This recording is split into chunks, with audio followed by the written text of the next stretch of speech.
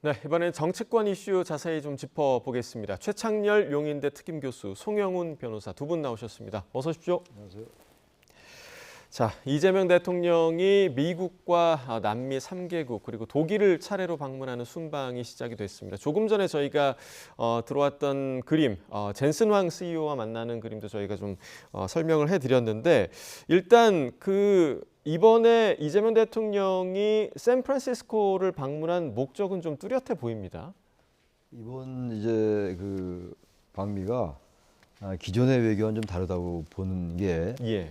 AI가 핵심 키워드라고 생각해요. AI 투자처로 우리나라를 만들겠다. 이제 그런 생각이 있다고 생각이 들고 우리나라가 여러 가지 강점이 있잖아요. 인프라가 HBM도 그렇고 통신 같은 거, 전력망 이런 것들 여러 가지 이제 인프라의 우수한 조건을 갖추고 있기 때문에 미국의 빅테크 기업들이 우리 대한민국에 AI 센터, 데이터 센터라든지 이런 것들 만들어서 투자를 유치하고 또 하나가 이제 앞으로 방향은 그렇게 될 겁니다만 한미 동맹은 우리 주로 이제 안보 동맹을 생각하는데 이제 안보 동맹만으로 그치는 게 아니죠. 경제 기술 동맹 그런 쪽으로 점점 이제 영역을 넓혀가는 그런 큰 의미가 있다고 보고 이제 대기업 총수들도 같이 가고 그랬는데 이게 이제 구체적으로 우리나라 이제 관련 업체들과의 어떤 계약으로 연결되는 게 가장 바람직하다고 생각해요. 물론 당장 그렇게 되기는 어렵다 하더라도 실제 투자 규모를 늘린다든지 그리고 이제 데이터 센터 건설에 필요한 여러 가지 이제 계약 같은 거 이런 것들을 실현하는 거 그런 것까지 염두에 둔 게 아닌가 이렇게 보여집니다. 지금 잠시 후에 AI 한미 기업 수장들이 함께 모이는 그런 AI 서밋도 예정돼 있다고 하고요. 그리고 샌프란시스코 AI 선언도 할 예정이다라고 지금 예고가 돼 있는 그런 상황인데 조금 전에 이제 최 교수님 말씀해 주신 것처럼 이번 방미가 실질적인 계약으로 이어지는 것 이런 것들이 가장 중요한 거 아니겠습니까? 그렇게 되려면 어떤 고리를 좀 풀어야 한다고 생각을 하십니까? 일단 기업들은 이미 어느 정도 준비가 된 상태에서 저런 행사가 열리는 걸 겁니다. 그러면은 이재명 대통령은 저런 AI 서밋과 같은 행사에서 주인공이 되려고 하지 않으면 됩니다. 왜냐면은 자 AI 깐부회동이라고 이야기를 하는데 작년 10월에 있었던 그 깐부회동을 생각해 보면 젠슨 황 엔비디아 CEO가 이재명 대통령의 면을 봐서 정의선 회장이나 이재용 회장을 만나러 온 것은 아니죠. SK 하이닉스라든가 삼성전자와 같은 기업들은 이미 AI 공급망의 핵심적인 플레이어들입니다. 이미 충분한 위상을 확보하고 있고 이번에도 아마 적절한 장기 공급 계약 같은 것들이 예정되어 있을 가능성이 높아요. 그리고 또 이번에 회동하는 이재용, 최태원 회장이라든가 또 다리오 아모데이라든가 젠슨 황, 샘 올트먼 이런 CEO들은 회동을 통해서 소위 AI 피크아웃이라고 하는 시장의 우려를 불식시키고 나름대로 안정적인 공급망 또는 수요처를 확보해야 될 본인들의 니즈가 있습니다. 그래서 만나는 것이기 때문에 굳이 거기에 정상이나 혹은 정부가 끼어들어서 주인공이 되려고 하지 않으면 성과가 나올 것으로 봐요. 오히려 이재명 대통령이 해야 될 건 지금 두 가지가 있습니다. 지금 기업들은 한국에 AI 팩토리를 유치해서 조기에 가동을 하는 것을 목표로 하고 있는데 그러면은 그 AI 팩토리의 부지라든가 인프라에 관해서 정부는 어떻게 지원을 하고 시간을 단축시켜 줄 것인가. 그다음에 AI 관련된 투자세액 공제 확대를 기업들이 지속적으로 원하고 있죠. 이런 수건에 관해서는 어떻게 빨리 그 숙제를 정부가 달성해 줄 것인가 이런 것들에 심혈을 기울이는 것이 지금 대통령이 해야 될 역할입니다. 한 가지만 덧붙여서 말씀을 드리면 주어진 그림에서 빠져있는 걸 보여드리는 게 평론의 역할이거든요. 지금 이재명 대통령의 일정을 보면 샌프란시스코에서 이렇게 이틀을 소화하고 그다음에 남미 순방을 가는 그런 형태로 되어 있습니다. 그런데 지금 한미 동맹의 현안이 많잖아요. 미국 무역법 301조에 의한 이른바 강제노동 관세 문제라든가 그다음에 강경화 주밀대사가 이례적으로 국내에 귀국해서 나흘 동안 정부와 뭔가 긴밀한 논의를 하고 돌아간 것이 불과 지난주 일입니다. 그러면은 한미 동맹에 민감한 현안들이 많이 있는데 미국 정부와의 유의미한 대화는 많이 빠져 있는 것으로 보여요. 이런 시기에 과연 대통령이 물론 비즈니스 외교를 하는 것 중요합니다만 미국 정부와의 충분한 대화가 없는 일정으로 보이는데 이 부분에 대해서는 어떤 대비책이 마련 관련돼 있는지 이것이 야당으로서는 굉장히 궁금한 문제다라는 말씀을 드립니다. 자, 이 자리에서 이재명 대통령이 주인공이 되면 안 된다. 그리고 미국 정부와의 대화가 부족하다라는 점을 지적을 해주셨고요. 이른바 미국판 깐부 회동의 모습 저희도 잠시 후에 좀 전해드리도록 하겠습니다. 자, 그리고 이틀 전에 있었던 부동산 대토론회 관련 이야기를 좀 해보도록 하겠습니다. 어제 발표된 한국갤럽의 여론조사 결과를 보면 현 정부 출범 이후 처음으로 부동산이 부정평가 이후 1위로 올라섰습니다. 자, 지금 어제 발표된 갤럽의 여론조사 결과를 보고 계신데요. 직무수행평가 긍정이 51%가 나왔고요. 부정이 38%가 나왔습니다. 그런데 이 부정평가의 이유 1위가 지금 보시는 것처럼 부동산 정책이 차지를 했는데요. 자, 일단 이틀 전에 있었던 부동산 대토론회 여러 가지 이야기가 나왔던 자리였는데 대토론회 좀 어떻게 좀 보셨어요? 글쎄, 우리나라 부동산 문제라는 게 뭐 토론회로 해결될 수 있는 문제는 아니죠. 예. 근데 아무튼 대통령과 이 국민들의 생각이 다 다르니까 모든 사안이 그렇겠습니다만 이 부동산처럼 아마 각자의 위치나 처한 상황에 따라서 생각이 다른 이슈가 많지 않을 거예요.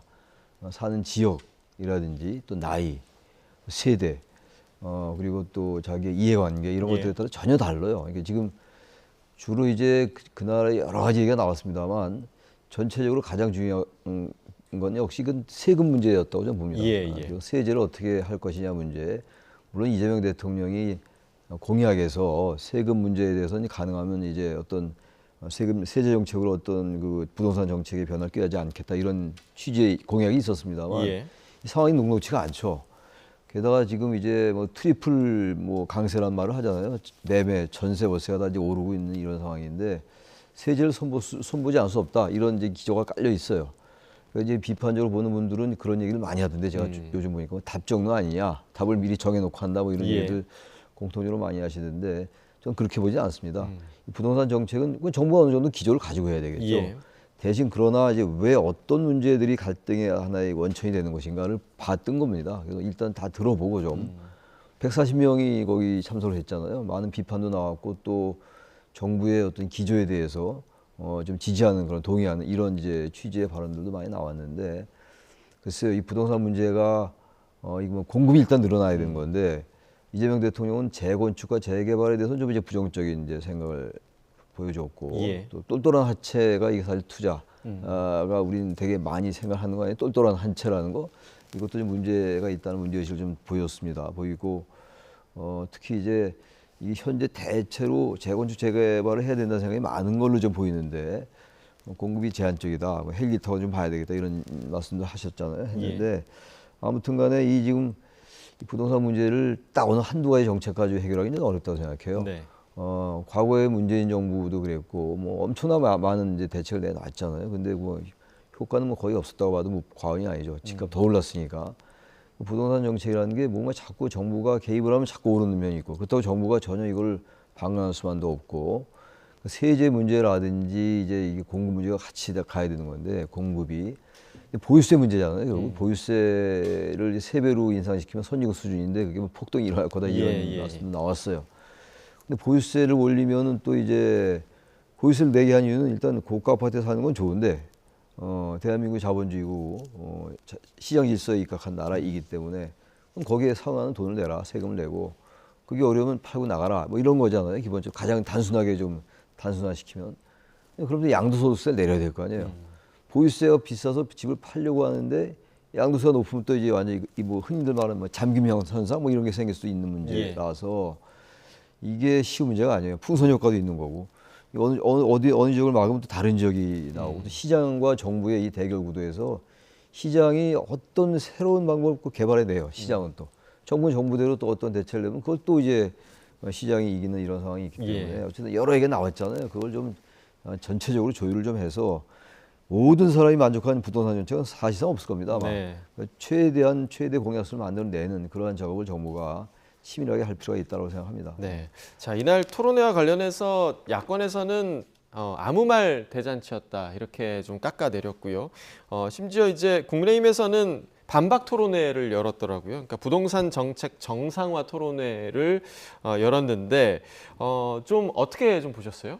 대통령이 메시지 관리에 실패한 토론회죠. 자, 왜냐면은 부동산 시장을 안정시키려면 정부가 보여줘야 될 메시지는 핵심적으로 두 가지입니다. 우리는 충분한 공급 대책을 가지고 있다. 그리고 급하게 매매 시장에 들어올 필요가 없다. 이 두 가지 신호를 일관되게 줘야 되는데 대통령의 메시지가 그렇습니까? 자, 재건축 재개발에 대해서 순공급 효과가 의문시된다는 취지의 말이 있었어요. 그런데 이것은 실제 데이터와도 상반될 뿐더러 시장에서는 그러면은 이재명 정부에서는 앞으로 재건축 재개발이 더욱 원활하게 되지 않아서 공급이 잘 안 되겠구나. 라고 하는 신호로 받아들여질 겁니다. 예. 그런데 실제로 재건축이 주는 순공급 효과는 굉장히 커요. 누구나 아실 만한 사례 몇 가지만 들어보면은 강동의 둔촌 주공 아파트를 재건축한 올림픽 파크 포레온 원래 5,930세대가 재건축해서 12,032세대가 됐습니다. 예. 2배가 넘어갔죠. 송파구의 가락시형을 재건축한 헬리오시티 원래 6,600세대였습니다. 재건축해서 9,510세대가 됐죠. 그러면은 2,900세대가 넘게 증가하면서 44% 이상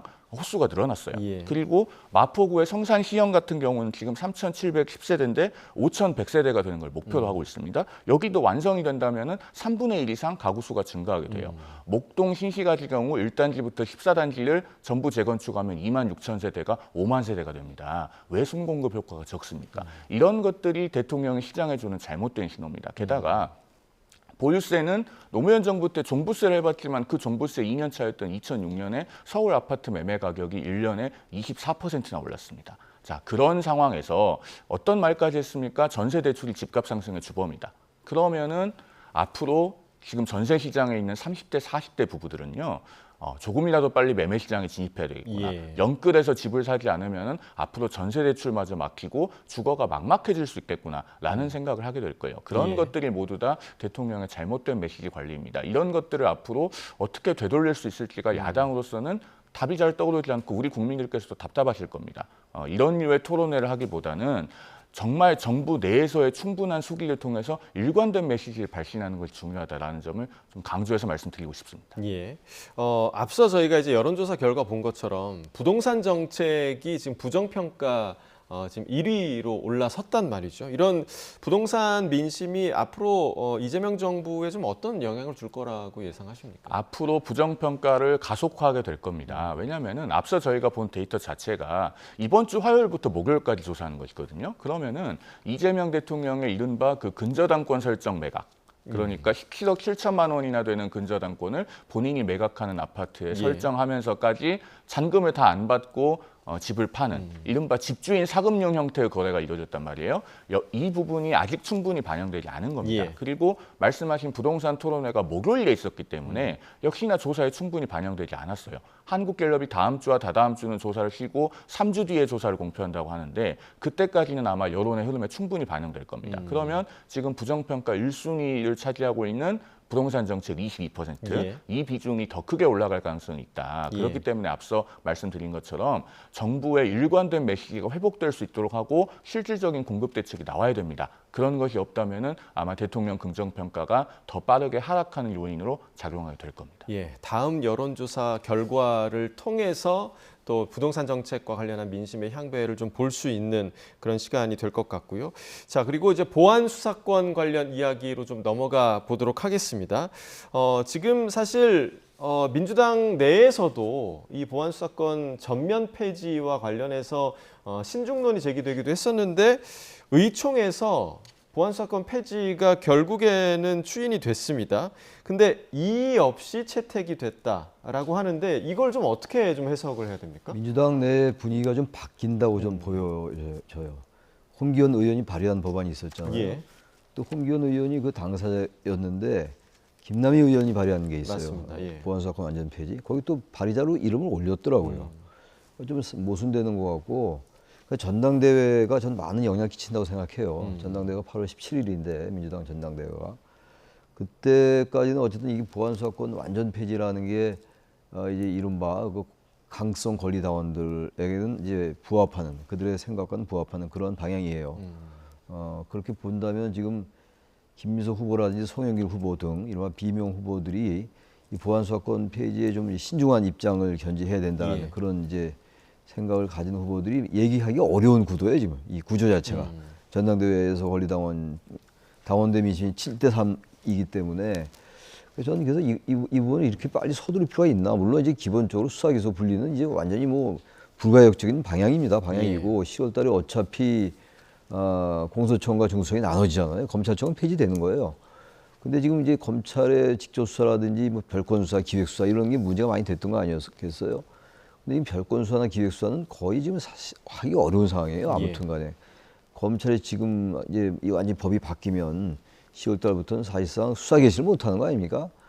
근데 이번에 뭐 장미 사건 얘기가 숱하게 나왔으니까 저도 그 말씀 잠깐 드리면 그 사건도 그랬고 여러 사건들이 있지 않습니까? 근데 그런 사건에서 어쨌든 검찰이 공소유지하기 위해서 들여다봤는데 새로운 사실이 많이 나왔던 거 아닙니까? 그럼 그런 사건이 앞으로 나오지 말라는 법이 없어요. 그리고 그런 사건들이 이번에 살인 사건이었는데 살인 사건이 그 정도면 살인 사건이 아닌 사건에는 그러한 일이 더 많을 수도 있습니다. 우리가 모르는 사건들이 묻힌 것들. 그렇다면 어쨌든 이거 좀 보완을 하고 더 세밀하고 촘촘하게 이번에 홍기현 의원이 발의했던 것도 여러 가지 이제 그 경우의 수를 뒀던 거 아니겠어요? 성폭력이라든지 약자라든지 뭐 장애인들 등등 그런 걸 좀 해서 하면 나쁘지 않을 것 같은데 그게 좀 이제 좀 신중할 필요가 있다고 생각하고 그 보안수사 요구권이라든지 그 보안수사 요구권을 더 강화하겠다는 건데 보안수사 요구권이잖아요. 경찰에게 물론 이 요구권을 요구했는데 그걸 하지 않으면 여러 가지 제재를 하겠다는데 결국은 경찰이 그건 주체가 되는 거기 때문에 지난번에도 뭡니까 지방선거 때 이거 꼭 같은 문제는 아닙니다만 조작기소 특검법 문제가 저는 민주당이 그 압승을 하리라는 전망을 많이 저는 그 약화시켰다고 봐요. 결과가 12대4로밖에 안 나왔던 거 아니었겠어요? 그렇다면은 이 문제도 그랬고 이거는 그 사건과 관련이 없는 거지만 그 법안과는 조금 더 신중할 필요가 있다는 거고 그리고 여론을 보면 아무튼 보안수사권을 어떻게든 조금 필요하다. 검찰이 공소 유지하기 위해서는 소리만 가지고 할 수는 없는 거 아니냐 이런 얘기들 많이 해요. 여론도 그렇고 또 민주사회를 위한 변호사 모임 그 이른바 진보적인 그런 법률 집단인데 거기서도 변호사들의 의견은 대다수가 상당수가 보안수사권이 필요하다. 이런 얘기가 많기 때문에 민주당의 분위기가 상당히 당내에서도 이렇게 하면 안 된다라는 얘기가 있었는데 그 전당대회 때 영향으로 제가 아까도 말씀드렸습니다만 분위기는 좀 약간 가라앉는 그런 상황입니다 지금. 지금 말씀해주신 대로 분위기가 가라앉긴 했지만 여전히 민주당 내에서도 다른 의견을 갖고 있는 의원들이 있을 것으로 예상이 되고 그리고 정성호 법무부 장관이 지금 사퇴를 표명한 것도 그렇고요. 지금 관련해서 여기저기서 반발의 분위기가 감지되고 있거든요. 지금 어떻게 좀 흘러가고 있다고 보십니까? 당연히 반대 의견이 나올 수밖에 없는 것이 민주당 의원들 스스로가 이 보안수사권 완전 폐지, 보안수사 금지가 왜 정당한지에 대해서 국민 앞에 토론하러 나오지도 못하고 있지 않습니까? 민주당 이건태 의원이 무소속 한동훈 의원과 이 문제에 관해서 공개 토론을 하겠다고 하더니 그걸 번복하고 토론 안 하러 들어가 버렸어요. 그리고 나머지 민주당 160명 의원들 중 누구 하나 국민 앞에 공개적으로 토론하러 나선 사람이 없습니다.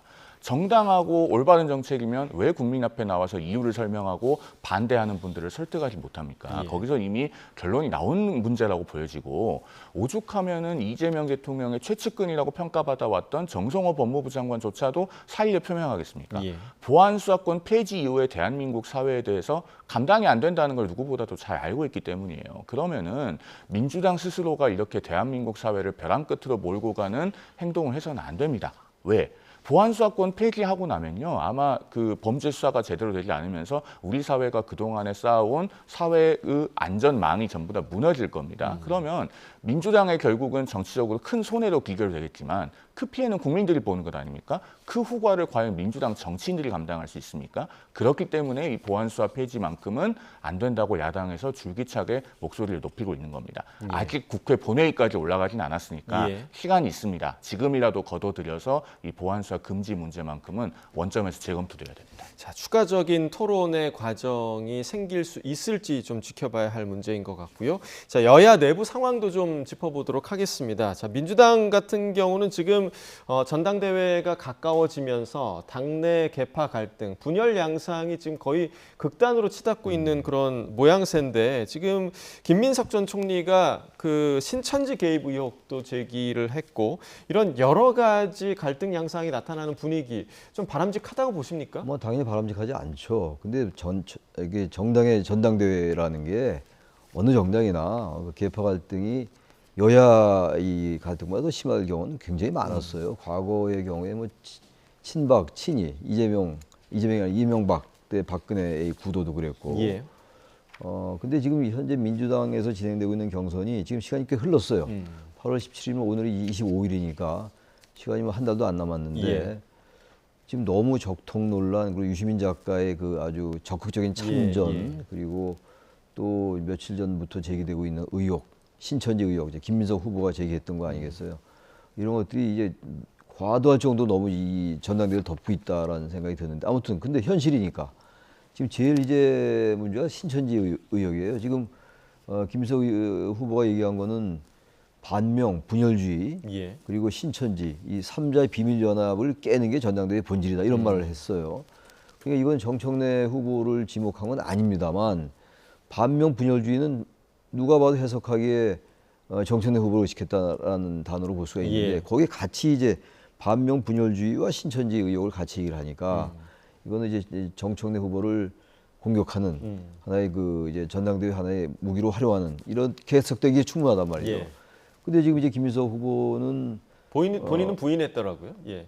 그걸 겨냥한 게 아니다. 겨냥한 게 아니라고 예. 얘기합니다만 그건 정치 해석의 문제인데 그렇다고 이제 김민석 후보가 내가 정청래 후보를 얘기한 겁니다라고 얘기할 수는 없는 거죠. 근거를 제시하지 않는 상태이기 예. 때문에 그러니까 정청래 후보 측에서는 상당히 이제 민감하게 반응하는 건데 어쨌든 이 문제를 제기했기 때문에 이걸 당해서 의혹을 파는 뭐 수사를 한다고 수사의 문제는 뭐 별개의 문제니까 예. 이 문제는 김민석 후보가 뭔가 근거나 논거나 어떤 이런 얘기가 나온 배경이 있을 거 아니겠어요.